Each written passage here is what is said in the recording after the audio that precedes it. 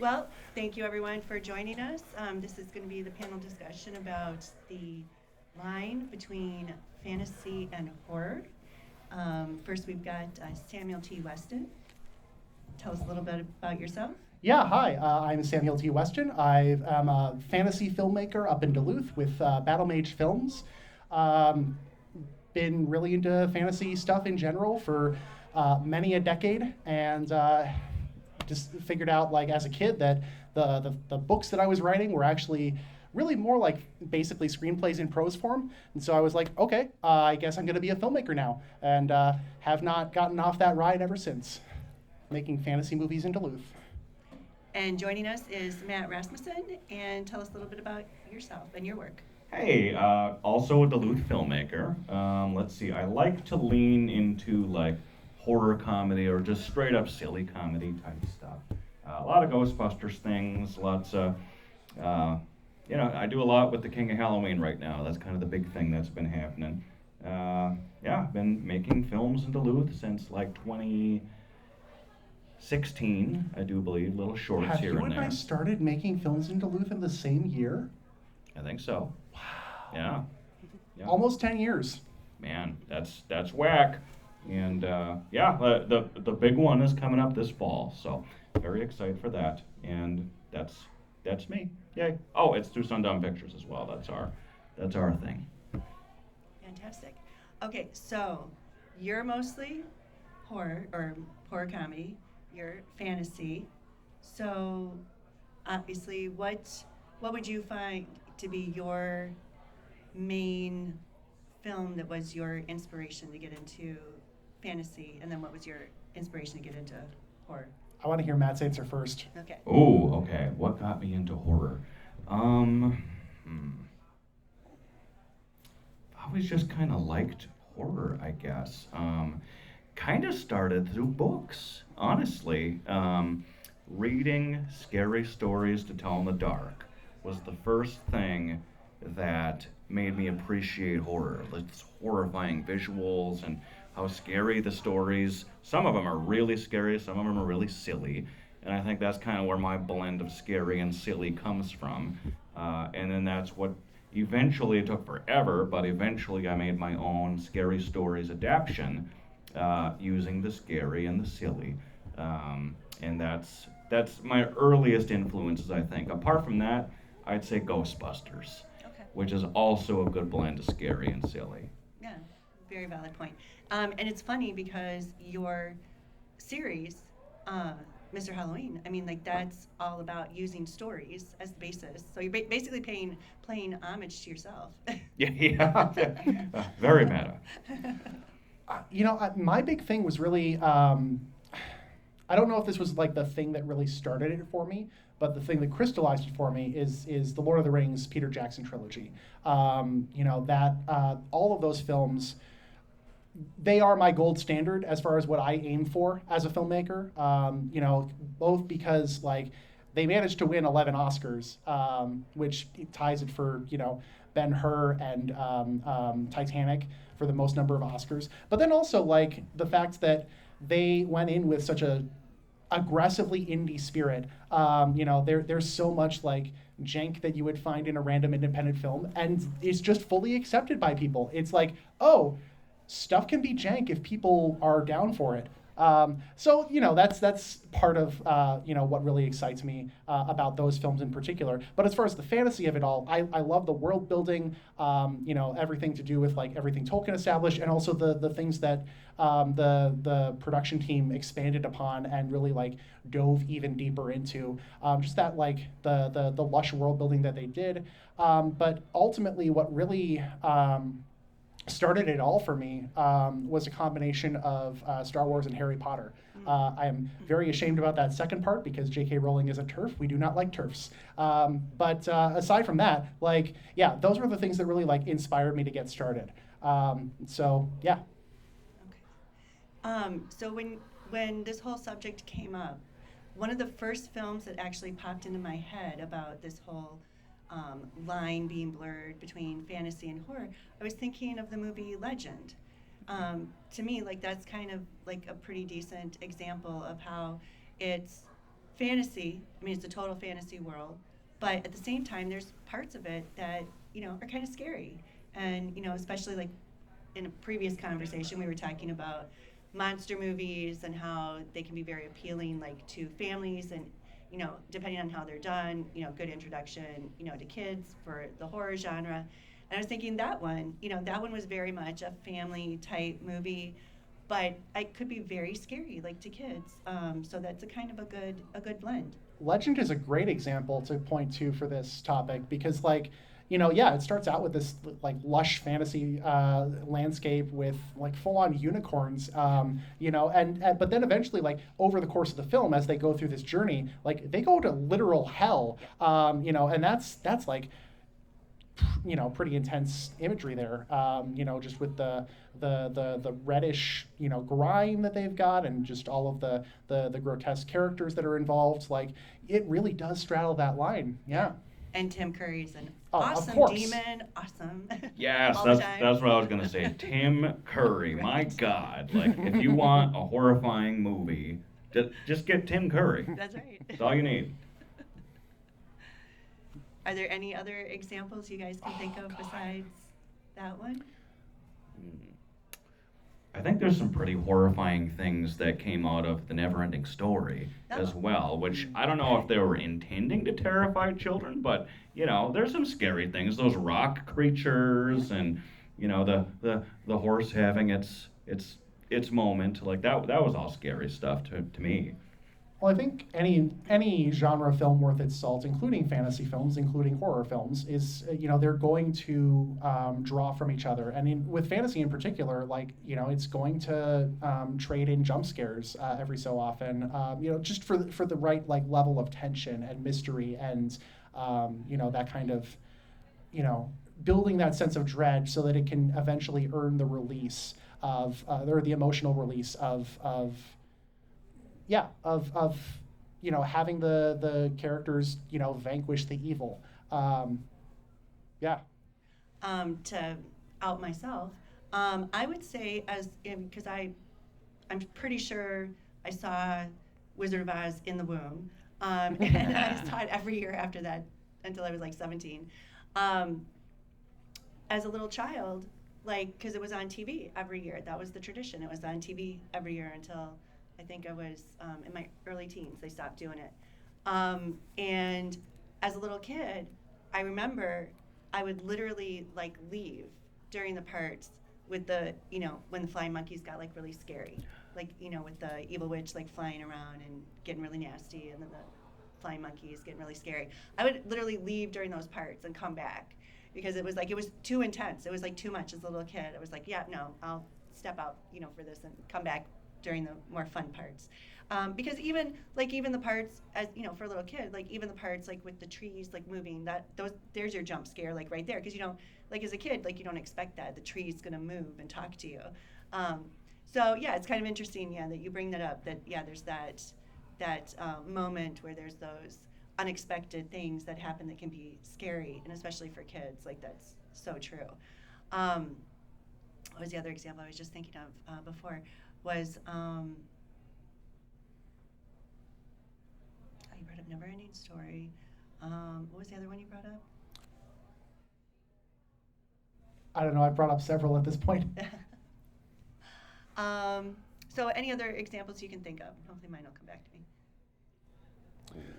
I mean, honestly, even like the Lord of the Rings films, again, like Peter Jackson being the horror director that he is, like very much baked in quite a bit of horror imagery into that, with the grotesqueness of the orcs, and the Uruk-hai especially, like in that first movie, like that really like, was very intentional, playing on his strengths as a horror director. He weaves in, with everything with the ring wraiths, everything with, Shelob in her lair, like that full on plays on Peter Jackson's own fear of spiders. Yeah, I mean, it's just like there is so much, horror inspired imagery within the Lord of the Rings trilogy that just really, I hope does it for the horror nerds. I just remembered the other thing I was going to bring up. Pan's Labyrinth. Yes. We talked Ooh, about Guillermo del yes. Toro earlier, Pan's Labyrinth. I mean, that's a great fantasy story, but it's very dark. It's very scary. And I of mean- course, it's, a way to mask talking about, the whole fascism movement in Spain. If we're talking about film or walking the line between horror and fantasy films, Pan's Labyrinth is literally on the tightrope. Yeah. Yeah, that's one of the best examples. Yeah, Yeah. Pan's Labyrinth and those creatures. Yeah. Like there's those otherworldly, like it's horrifying. And then actually I want to circle back a little bit to Wizard of Oz, where the tree says, "How would you like it if I picked something off of you?" And then the sequel, the unofficial sequel, The Return to Oz, that was terrifying. You guys have probably seen that one, huh? No. They set out to terrify kids with that one. Really? I don't know how they got away with it, but they specifically made it dark and terrifying, and like that was another one that scared me as a kid. It has Fairuza Balk in it from The Craft. Incredible. She's Dorothy. Oh. Well, now we're gonna have to check that out. Yeah, I guess please, so. please check that out. It's like, oh, yeah, it'll sit with you. Came out in '85, I believe. Sounds like, Matt, you and I need to do a movie night where you introduce me to that. Yes, please. Let's do that. Yeah. So how about if we open it up, and does anybody else have any examples they want to bring up of horror / fantasy films? Disney's version of The Black Cauldron. Ooh, yes. okay. They pretty much wanted to forget about it because of how dark it's willing to get. Mm. Yeah, The Black Cauldron is a prime example. Like, yeah, Disney didn't believe in it, and it didn't do very well at the box office. But also, as horror films go, as horror fantasy films go, it is a really solid example. Like, well said.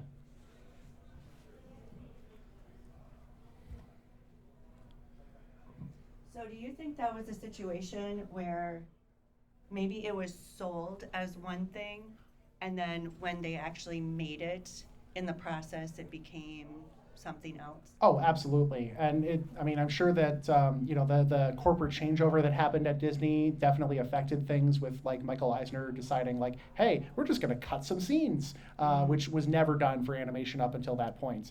But I think if I say any more about that, we're going to get off topic from the panel. I'd like to hear more about that, actually. We got time, right? I don't know. I just, there's a lot of, corporate shenanigans that go into decisions behind making a film, especially when a film studio might be struggling. But when a film studio is struggling, it does mean that they're likely to take bigger swings, go for more risks, because what do you have to lose? It's either this or we completely shut down, and let's just see what happens. I don't know. I feel like that's probably. I would be surprised if that wasn't a conversation going on at Disney at that time, and I think that might be a thing that helped The Black Cauldron be as interesting as it was. They were definitely innovating on like what does it mean to be a Disney movie, because before then it was just purely cutesy fantasy stuff. And after The Black Cauldron, I mean, Disney definitely did branch out into more and more mature themes, including horror type stuff. This is part of what made Focus Features exist Touchstone Pictures exist in the yes. first place, so that Disney could, be more adult without having to be held back by the Disney brand. Valid point. Anybody else have any good examples they want to share about fantasy horror? Yeah. Not a movie, but there's an actual play D&D podcast called Dark Dice, and it's spooky, but it's also pretty much a D&D setting, so it blends the two things. Yeah. Oh, very cool. Yeah, I mean, tabletop role-playing games are a great place to get that kind of thing. Between Dark Dice and between Call of Cthulhu, Shadow Dark, there's a lot of that kind of stuff. You ever played Atmosphere? I've not. I've only played D&D 5th edition. Oh, Atmosphere is horrifying, especially if you got like the one from the 90s that came with a VHS tape, and you put it in, and then you have to sit there and wait, and then the host will show up, and that was a jump scare every time he showed up. He'd be like, oh, everybody stop, listen up, and you had to do whatever, the instructions were, and it was like, high fantasy, high horror with that, and then they did like a DVD version, which wasn't as fun, but like, yeah, for my money, the 90s version was where it's at. Fascinating. Let's talk more about movies. Okay. Trying to think. So we've already covered Guillermo del Toro, which could be a whole discussion all by himself. Guillermo del Toro could be a whole panel, yes. Yeah. Trying to think. Anything recent that you would call horror fantasy? I think Wicked tries to be. I'm not sure if it really lands it, but it definitely tries. Yeah, that was a problem I had with that movie too. It didn't quite pick a lane for me. I don't know. The whole musical thing and the tone and yeah, I had some. I'm a purist though when it comes to Wizard of Oz, so I had some issues with it. But I get some people loved it. They love the music, so there's that. I think Oz the Great and Powerful leaned more into the horror aspect of it Oh. because you had Sam Raimi, a horror Right. director, doing it. You know Oh, what? There's some really good Sam Raimi. Actually, you just made me think of it. Whoa. Evil Dead. Yes. Evil Dead. Love the Evil Dead. Evil Dead is fantastic for like horrifying visuals and Campbell. stuff, and Bruce Campbell, Well, and and especially when you get to like Army of Darkness. that is your peak fantasy Yes. horror right there Yes. in my book. Unfortunately, I still have yet to watch that all the way through. But Oh, no. I was drawn in specifically because of the medieval stuff. I just was not mature enough to really like appreciate it at the time. I need to go back and rewatch it. Are you gonna rewatch the previous two? I haven't even touched the previous two, so yes, I'm gonna have to. You must, yes. Let's do that. Well, I mean, part like 6 is coming out now soon. What? So, There's yeah. 6 of these? Yeah, there is, yes. So now, yeah, you should just Oh, I missed marathon them all. Yep. So when's that coming out? Next year production has begun. So I believe next year it's actually coming out. You know what films really like straddle this line or walk this line is everything by Tim Burton. Oh, yeah, that's a valid Like point. Corpse Bride, Nightmare Before Christmas. Those are just the stop motion ones, but like Beetlejuice, Sleepy Hollow, Yeah. absolutely Sleepy Hollow. Edward Scissorhands. Edward Scissorhands, yep, Wednesday is basically the goth version of Harry Potter. Yeah. pretty Valid much. point. Yeah. Wow. Just to repeat you, like Wednesday is just the wow. I'm sorry. Wednesday is just the goth version of Harry Potter. Yeah. And I don't mean that as a diss. Right. No, like it's a very apt. Well, it's also like it's definitely a thing that Netflix is absolutely like trying to target. Like this is clearly something they've like worked toward achieving. So like it makes sense that that this comparison would happen. But yeah, like that is absolutely a thing. So really, if we think about it, there's actually a lot more things that straddle that line than maybe what on the surface, because we're so quick. I mean, the industry is so quick to put something in a box. It's horror comedy, it's, fantasy, it's drama, it's this, it's that. So, but you're right. It's like there's actually, as we discussed this, like there's actually a lot more things that straddle that line. Kelly, there's a film that I know you have a lot of thoughts about, Nosferatu. Ooh. I don't know that, I mean, I guess it's fantasy in the sense that it's a period piece, so maybe there's like that fantasy part to it. I don't know that I'd really say that it's fantasy horror. It's more like period horror. Trying to think, what else would What do you think about The Shape of Water? How would you classify Oh. that? The Shape of Water. Ooh. Good That's- question. Yeah, I mean, it's that is a good romance question. film. It's sci-fi, but it's fantasy Yeah. You're right. with horror aspects to it. Am I reading it correctly? What do you guys think? I mean, there's obviously there's drama and there's, Yeah. you know, I don't know that I'd really say horror aspects. I mean, obviously there's an homage to Yeah. Creature from the Black Lagoon, Yes, yep. obviously. Yeah, yeah. But I don't know. I don't know that I'd quite It's- take it to horror. It's a complicated film genre-wise. It is a complicated You know, film, it's but hard to, that's why I'm asking. I see. You're right. It is a complicated film with the genres, but also at the same time, like you can simplify it down. Like on the complex side of things, like you can definitely like make an argument for it to be horror, sci-fi, fantasy film, all three.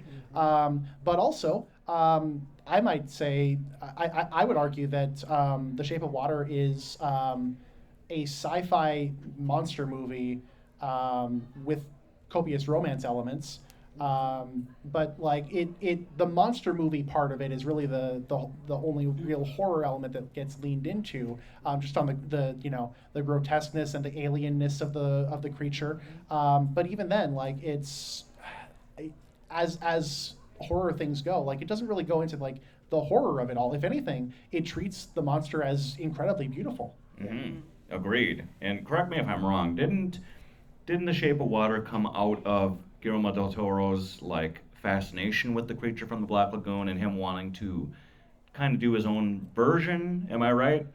You know more about this than me. Say more. This sounds like, I think that was kind of the jumping off point, was like I want to do my own creature, but then you know, that's when all these other elements got put into it, and then he kind of killed a lot of the horror elements of it, but he kept kind of the environmental stuff intact that Creature touches upon, you know, being good to the earth, and you know, the romance stuff, and there was a little romance in Creature. It's And the CIA very goes one-sided, but in this, it's two-sided. So I think that was the whole point. And the CIA goes after them because communism. Yes, communism. well, it's true. I mean, he does always have some undertone of politics, but you're right. All of his movies, all of them, have very complicated love relationships. Every single one. So that's a valid point. Trying to think. So if we veer into, yeah, I mean, if we start to veer into like TV shows, like obviously like Wednesday, like we could probably find like a few more examples. Oh, there's so many TV shows. Sleepy Yeah. Hollow. Yeah, that's true. What's the one? The Disney one. The one where it's like Once Upon a Time. Thank you. Yes. Yes. Oh, yes. Yeah, that's true. But yeah, like there's so many examples of TV that walks this line too. You know, and just, you know, thinking about that, I wonder, there's probably more, because we've talked about like more fantasy stuff being in TV series than obviously in film. We don't see that many fantasy films anymore. It's mostly like in TV series now. Like everything to do with the White Walkers in Game of Thrones. Right.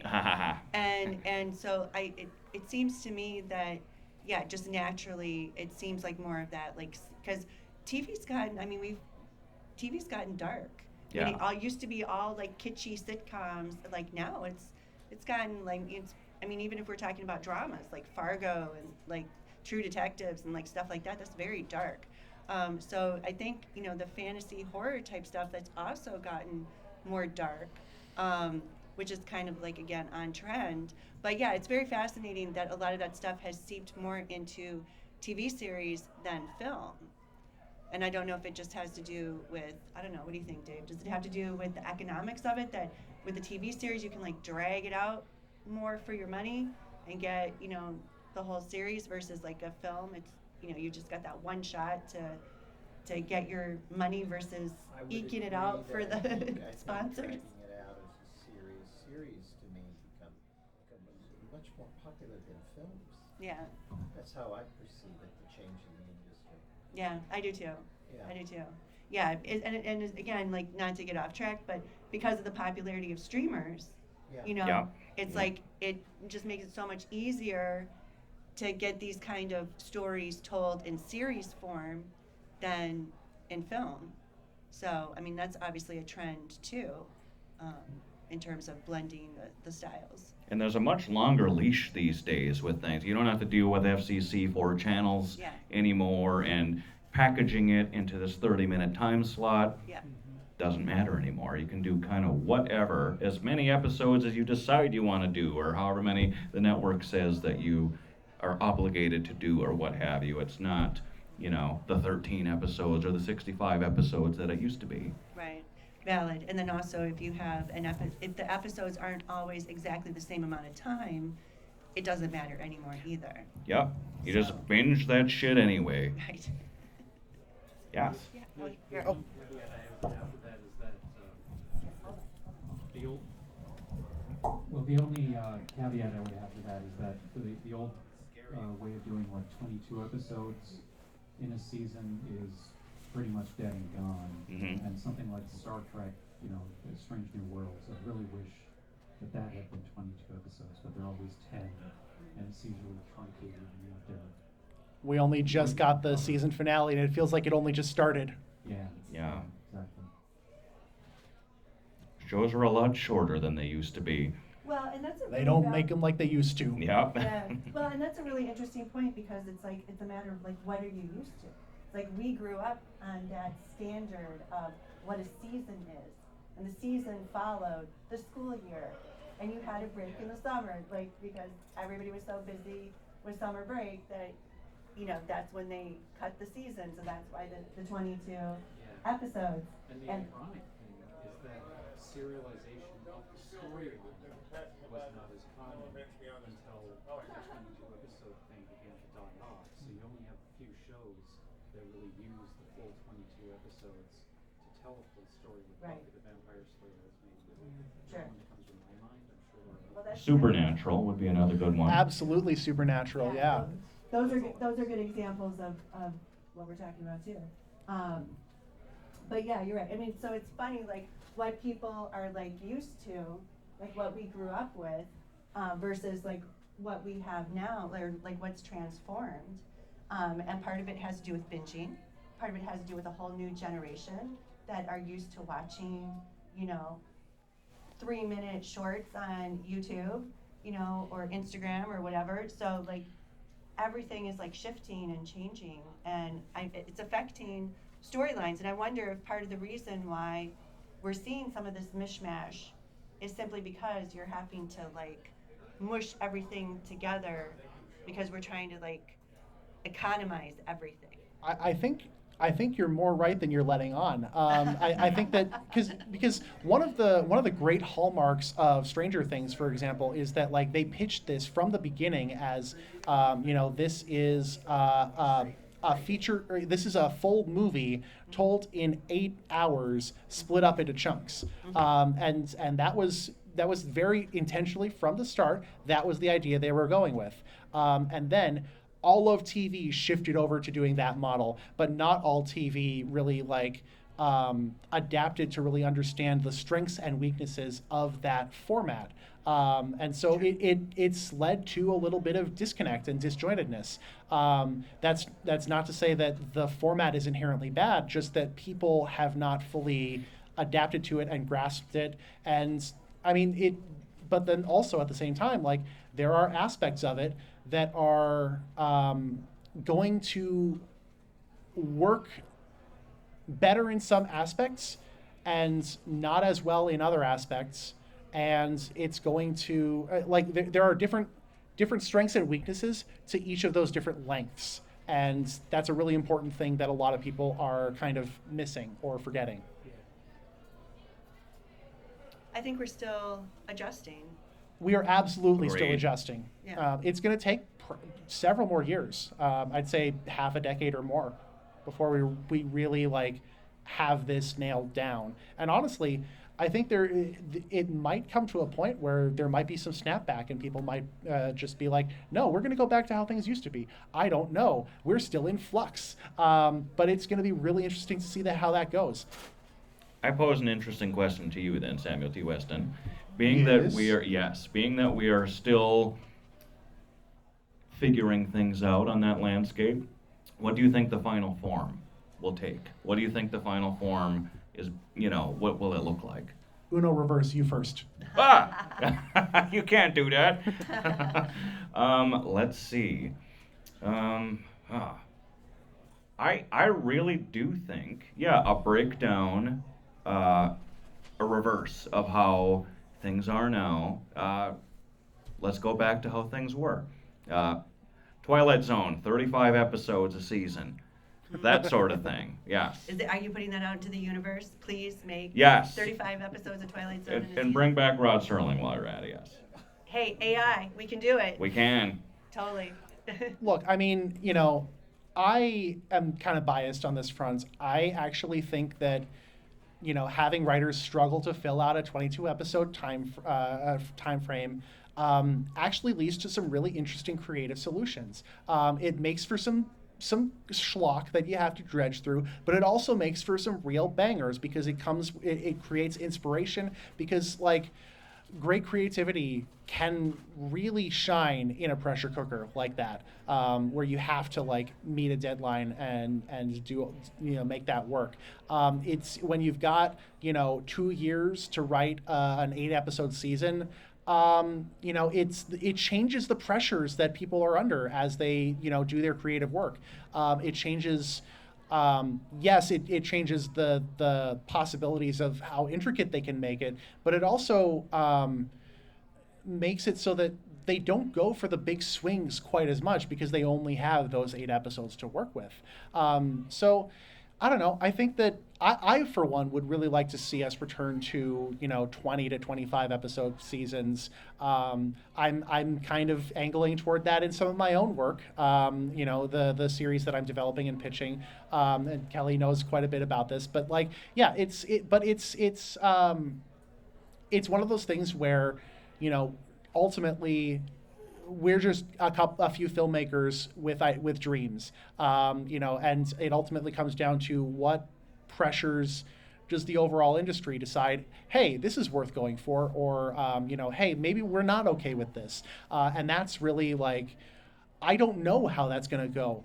It's the kind of thing where hopefully, public outcry or public discourse can help shape that. But also, these are giant corporations that kind of can do whatever they want because they own all the means of production. So, I don't know. This is why something like a company like is it Legion M? Was it the one? Yeah, where like they have a. Sort of a crowdfunding. It's sort of a not just crowdfunding, but like it's like you buy in. like fan-owned media. Where like you are full on buying into what they do, and they manage to make something that serves what the fans want, and really appeals to them on that front. I don't know. That's I'm sorry, I'm rambling so much. No, I love it. No. But to piggyback on what you said, like, so there's a real catch-22 in that pressure cooker model, because I literally just listened to Tony Gilroy talk about Andor, about writing, creating and writing Andor, and there was like a real pressure cooker about he had a very limited time with a very limited, and because of that, he picked a very limited team of people that he actually knew extremely well. One of them is his brother. And another person that he had worked with before, because he only had such a short amount of time to put out these episodes and create this whole arc, for the first season, and to try to even, and he was like shooting from the stars on that one, because he's like, no, we're going to do something completely different. Like, they've just they're going off the rails over there. We're going to do something completely different and change the model. And so he did. And but they did it under a pressure cooker. They did it with limited episodes. But then, to your point, when you have the fans that talk about Star Trek, and like, if they don't like it, and if they speak out and they say, hey, what are you doing? This is not satisfactory. You ended this before you even begun it. Then if there's pushback, or people stop watching, or protest or whatever, maybe they'll listen to that, and maybe they'll come back to the old model. So I do think, because we have seen that. There have been series that have been canceled and then they've been picked up again because of fan outcry. So, don't ever discount your power as a fan base, because there is power, group power in that. So I do think you're right on that. Like, it can change, but there has to be pushback. You know, it can't just be us talking about it in a room. There actually has to Yeah. be some outreach, some petitions or whatever. I mean, yeah, this is a case where vote with your dollar has a lot of weight. Yeah, absolutely. So, I mean, on that point, I do think that because that this sort of blurred line is very popular, I think that's why we are seeing it more in series and streaming. But on the big screen, again, just from an economic standpoint, that's a little riskier, you know, to do a big, you know, production like that without, you know, having some, you know, major backing. This is why we just need to reach ultimate synergy and have theatrical runs of 8-episode miniseries with an intermission at each hour. That's an interesting idea. It is the ultimate inflection point, convergence point.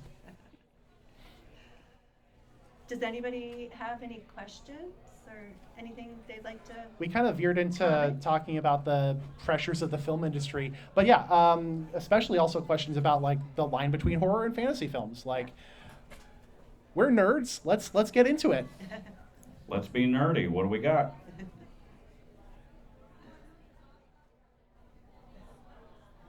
We've got a mic over here for passing around as well. Okay. Anybody have any comments? Well, like, I came in late, so you might have already talked about this. Do it.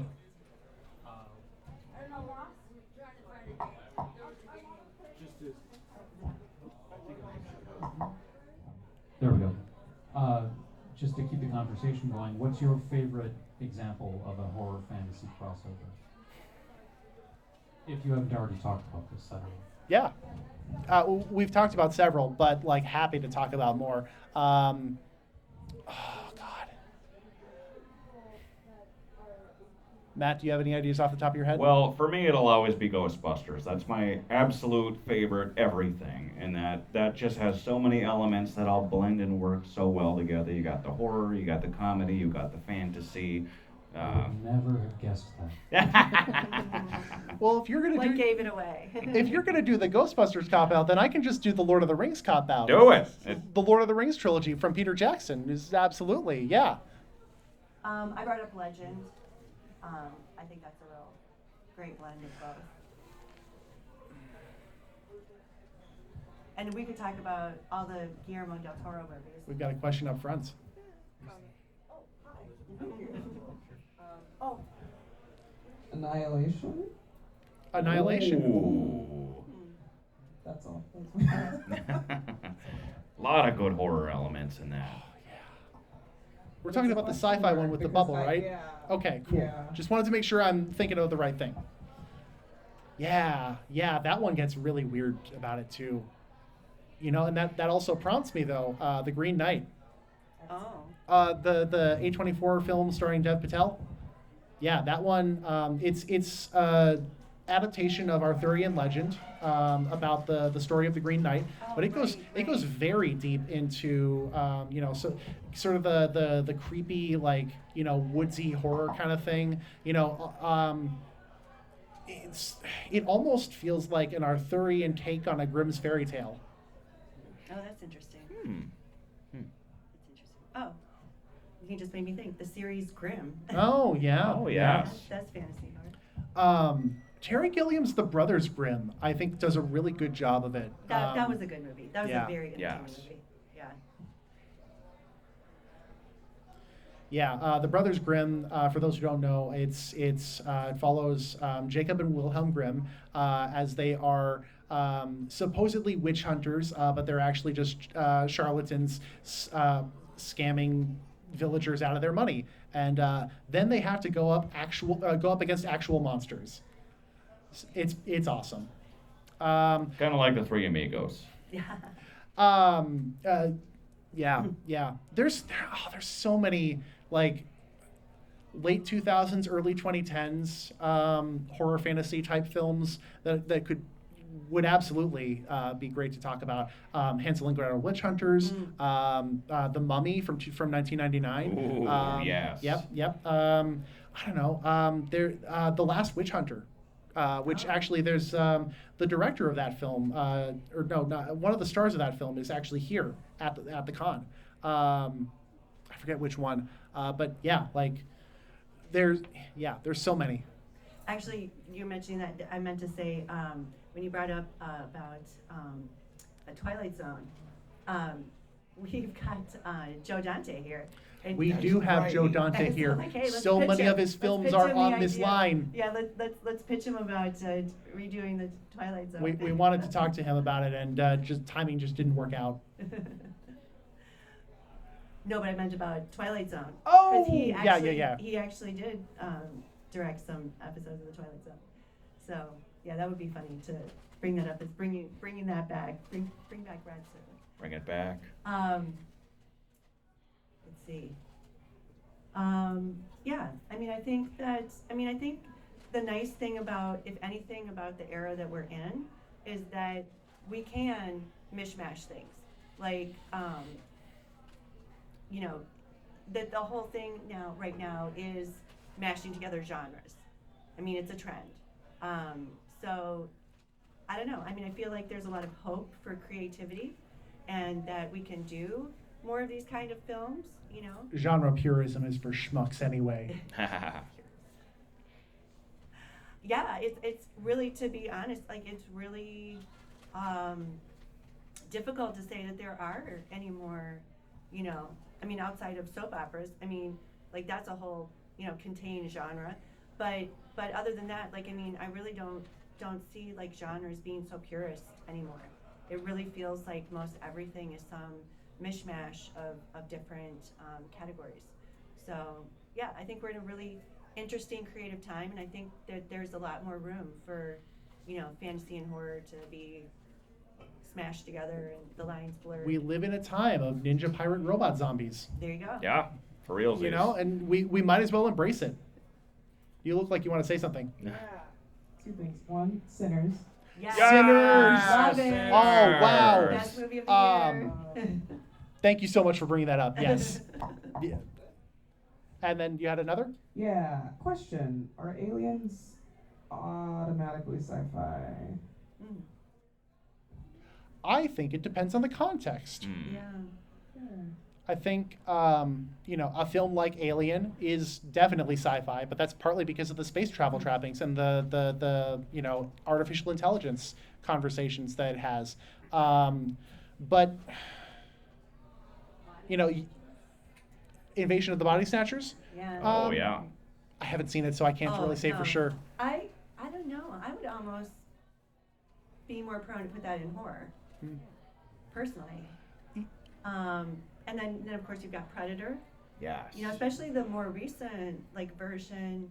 I don't know. I wouldn't really categorize that as Predator is absolutely like firmly a horror film. Yeah. Whether it's sci-fi really does depend on, you know, I mean, it features advanced alien technology, sure, Right. but like, you know, that's just the way that the Predator is super dangerous. Exactly. That's just his monster power, you know. Yeah. So yeah, it could be, you know, a good case for, you know, horror with aliens that is not sci-fi. Another one that comes to mind. Crap, I had it, and now I'm losing it. Come back to me on that. Terminator, RoboCop. Yeah. I don't know. No, I would say that Terminator and RoboCop are both solidly sci-fi. Yeah. RoboCop uses the science fiction element of it all to comment on the nature of policing in America. And Terminator is like fully sci-fi because of all the time travel shenanigans. Yeah. I agree. You have another comment? She's debating. Please, yes. Do it. Pacific Rim? Like, but that No. they're big monsters and they're real scary. Yeah. That's a monster. They are big monsters. They are real scary, but I wouldn't quite call them horror. Yeah. I think it's honestly like it is sci-fi by default only because the giant mech genre and the kaiju genre are both solidly sci-fi. No, I agree. But yeah, Pacific Rim is a wonderful movie. I just rewatched it. It's so good. What do you think of the sequel? I thought it was okay. I didn't really have any problems with it. I recognize that there are people who are upset about it, but like it was a fun ride in the theaters. Not that I would necessarily watch it again, but like, yeah. It was fun. Yeah. You know, and there's something to be said. I mean, we don't have a lot of just popcorn movies anymore. So, I mean, there's something to appreciate about that. This is one of the downsides of having so few films get released in theaters anymore. Yeah, that's very true. Or Very, with very true. limited theatrical runs. Or Limited theatrical runs that do not make it to the Midwest. Yeah. Oh, I hate that. Because we're not Oscar qualifying territory. Or if they do make it to the Midwest, we have to schlep all the way out to Chicago. Oh. I was just referencing how long or how short, however, films are. Oh, absolutely. Oh, Yeah, the There's length that of too. time having It's- them in theaters, that is definitely an issue. But also, like, you know, the number of theaters that they get them into Yeah. is a frustrating thing because it's like they basically just send it out to like New York and LA, and that's it. No, but you're right. It over the years it has dramatically decreased, like how long a movie is at the theater because again we have streaming, so it's going straight from the theater to the streamers. There's no lag time. Like back in the day, to date myself, like there used to be a break between when a movie came out in the theater and then there was a break and then when it would come out like on VHS or DVD. But we don't have that anymore because it just goes straight from the short theater run to whatever streamer has the deal. And so there's no waiting. We have no patience to wait for anything anymore. And on that note, we already have people lining up for the karaoke that's coming up. All Ooh. right. Well, thank you all so much. We should probably introduce ourselves. Where can we find you, Matt? Everywhere, I guess. YouTube, you can look at, I don't know, turn on Northern News Now. I'm on there all the time. How can we find you? Insta, Facebook, type in King of Halloween, you'll find me. You can find my channel on the YouTubes. And then I'm just around. I'm at stuff all the time. You can see me at stuff. And I am Samuel T. Weston, creative director of Battlemage Films. We are on YouTube and mostly just YouTube. But yeah. Hello. Yes. Leon Hey. is on Tubi. You're right. You're right. My first feature film, Glehan and the Knaves of Industry, is on Tubi, YouTube, Amazon Prime, and Blu-ray. And we had a blast making it. And yeah, Kelly, where can we find you? I'm on all the socials. Don't have. I don't have a webpage. So Fair enough. Find me on socials. Everybody's my Facebook friend, so there you go.